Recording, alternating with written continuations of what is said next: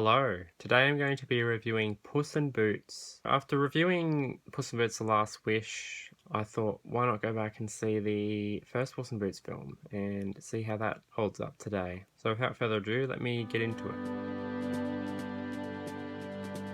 To give a basic overview of the plot, essentially Puss in Boots is going after these magic beans that can take him to like the giant's palace in the sky or whatever, because he wants to take the golden goose, which is a goose that lives up there that can like poop out solid gold eggs. He hears that apparently Jack and Jill have the beans, so he goes after them. But he's not the only person after them. He runs into another cat who is also trying to steal the beans, and they end up having like this big sort of chase scene, and they end up in this like underground cat bar where they have a dance fight.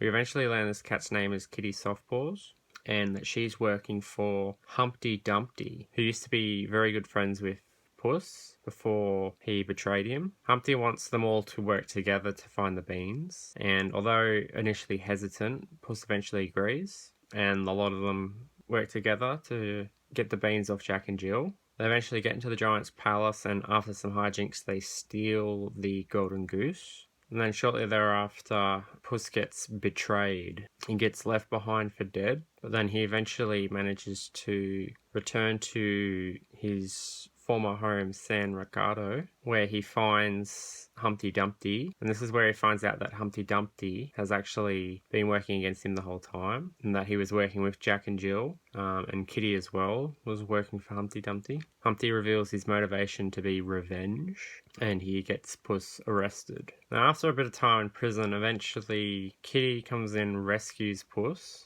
because she has a change of heart, and then Puss confronts Humpty Dumpty. Humpty sort of has like a bit of a redemption as they agree to team up to save the town from the Great Terror, which is the Golden Goose's mother. And as they're saving the town, Humpty sacrifices himself to give Puss a chance to save the town.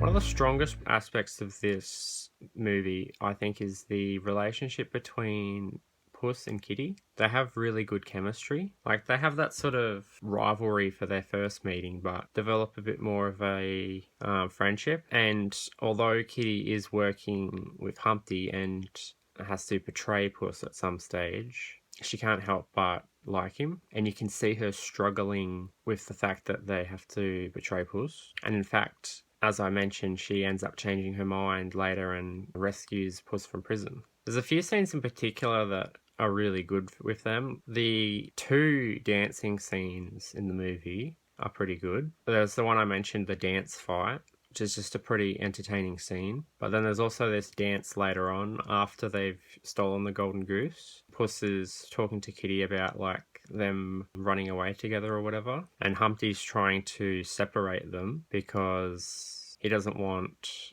Kitty to get too attached, considering they have to betray Puss. It's a pretty entertaining scene, but it also strongly foreshadows what's about to happen with Humpty betraying Puss and then Kitty, rescuing him. And they share some other pretty good scenes as well where they bond a bit. And overall, they've just got really good chemistry.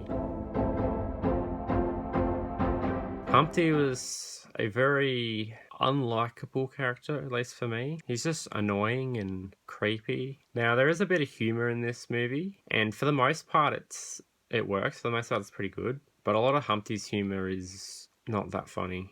I didn't think, at least. Like, I guess he sort of works as an antagonist, but he's nowhere near as good as any of the ones in the sequel. There's also Jack and Jill, who were characters who didn't have a lot of depth, and as characters, they were rather dull. They didn't really have much growth or that much importance to the story. The main purpose they serve is to fill the role of antagonist while Humpty is still pretending to be a good guy. And they're not the main antagonist, so I suppose it's not as big of an issue, them being a bit weaker. But I still feel like they could have done something a bit more interesting with these characters. But oh well.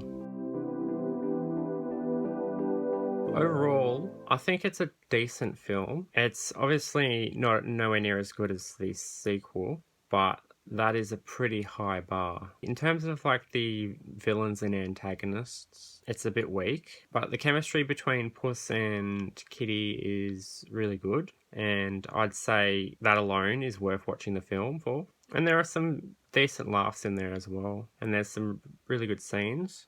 Now, you don't necessarily need to watch this film to understand the sequel. The sequel film does stand on its own pretty well. The only major thing I think that this movie sort of establishes and sets up that would be a bit lacking if you didn't see it is Kitty Softpaws. Not just her dynamic with Puss, which I've already gone on about a lot in this review, but just like her like backstory and like her introduction and all that. So yeah, that's my thoughts on Puss in Boots. A good film, just not necessarily a great one.